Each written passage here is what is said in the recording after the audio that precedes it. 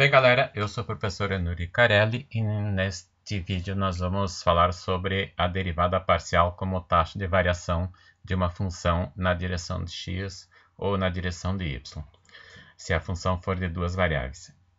Quando estudamos função de uma variável só, para exemplificar a taxa instantânea de variação, usamos a função do espaço percorrido pelo tempo. Então, se dividirmos o espaço percorrido pelo espaço de tempo, nós temos a velocidade média. E se o tempo for muito pequeno, ou seja, o tempo tendendo a zero, então o espaço percorrido dividido pelo espaço de tempo dá a velocidade instantânea. Quando você olha no velocímetro e vê, por exemplo, a velocidade instantânea 60 km por hora, está sendo dividido o espaço percorrido num pequeníssimo intervalo de tempo pelo intervalo de tempo. Aí a velocidade será instantânea. Então, suponhamos que uma função de duas variáveis seja a função f. Então, a derivada de f em relação a x no ponto x0 e y0 nos dá a razão instantânea de variação de f no ponto x0 e y0 por unidade de variação de x. Assim, nós dizemos que a taxa de variação de f por unidade de x no ponto x0 é a variação instantânea da função na direção do x. Analogamente, a derivada parcial de f em relação a y no ponto x0 e y0 dá a taxa de variação instantânea de f por unidade de y. Vamos ver um exemplo para melhor entender a taxa de variação instantânea. Sabendo que a pressão P, dada em kPa, o volume V, dado em litros, e a temperatura T, dado em kelvins, de um mol de gás ideal, estão relacionados pela fórmula PV igual a kT. Encontre a taxa de variação instantânea de V por unidade de P quando a temperatura for 300 graus kelvins, o K for 8 e o V for 100 litros. Então, já sabemos que a relação entre o volume, a pressão e a temperatura é dada por PV igual a kT, e a taxa de variação instantânea do volume por unidade de P é a derivada parcial de V em relação a P. Então, vamos lá. Escrevemos a função V dependendo do T e do P, e então ela será igual a kT dividido pelo P. E daí nós temos que a derivada parcial de V em relação a P vai ser kT vezes dividido por P quadrado negativo. Isso porque nós podemos escrever kT vezes P no expoente menos 1. Derivando o P fica então menos 1 vezes P na menos 2. E o P passando para o denominador ficará com expoente positivo. Agora, o P é dado por kT sobre V, por causa da relação PV igual a kT. Então, o K é 8, o T é 300 e o V é 100. Então, a pressão, neste momento, é 24 kPa. Agora, vamos ver a variação do volume por unidade de pressão.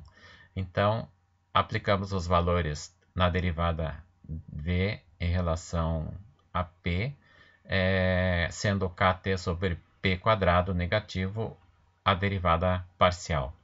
Assim, a variação do volume em relação à pressão no instante que a temperatura é 300 e o volume é 24, será 8 vezes 300 dividido por 24 ao quadrado negativo e dará um valor menos 4,17. A unidade, então, é a unidade de volume sobre unidade de pressão. No caso, o volume é litros por kPa. Assim, nós teremos esta variação. Isso significa que a variação instantânea do volume é menos 4 vezes 7, e quer dizer que o volume diminui 4,17 unidades de volume por unidade de pressão. No caso, é litros por kPa. Um outro exemplo que nós podemos verificar a taxa de variação é considerando que a altura de um cone circular é 100 cm e ele decresce uma razão de 10 cm por segundo, E nesse caso, o raio do cone é 50 centímetros e cresce uma razão de 5 centímetros por segundo. Então, vamos ver qual é a velocidade da variação do volume desse cone. Então, nós temos, primeiro, vamos escrever o volume do cone em função do tempo, e após aplicamos a regra da cadeia para determinar a velocidade da variação do volume do cone. Assim, então, nós temos o desenho do cone, a altura é 100 centímetros, o raio é 50 centímetros, e esse cone vai derreter. Imagine um sorvete num copo cônico e vira ele para baixo, então ele começa a derreter. Enquanto ele se espalha, a base o raio da base vai aumentando, enquanto a altura vai baixando. E a variação do raio em relação ao tempo, então, será 5 centímetros por segundo. Isso quer dizer que a cada segundo o raio da base aumenta 5 centímetros e a altura diminui 10 centímetros. Então, qual é a velocidade da variação do volume? Que o volume vai passar de ser um volume cônico, quando o sorvete derrete todo, ele vira um disco. Então, vamos ver qual é a variação do volume, que ele faz a passagem de cone para um disco, ou para um cilindro de altura bem pequena. Então, o volume em função do tempo é π vezes raio ao quadrado por segundo vezes h por segundo dividido por 3. Agora, a velocidade, então, é a variação do volume em relação ao tempo, que será a derivada parcial de v em relação ao raio, vezes a variação do raio em relação ao tempo, mais a derivada parcial de v em relação a h, vezes a variação do h em relação ao tempo. Derivando em relação ao raio, então, nós vamos ter 2 vezes πr h sobre 3, vezes a variação do raio em relação ao tempo, mais a derivando em relação ao h, então vamos ter πr sobre 3, vezes a variação do h em relação ao tempo. Substituindo pelos valores de variação do raio, da altura, a altura e o raio, então vamos ter 2π vezes 50, que é o raio, 100, que é a altura, 3 por causa da fórmula, e 5, que é a variação do raio.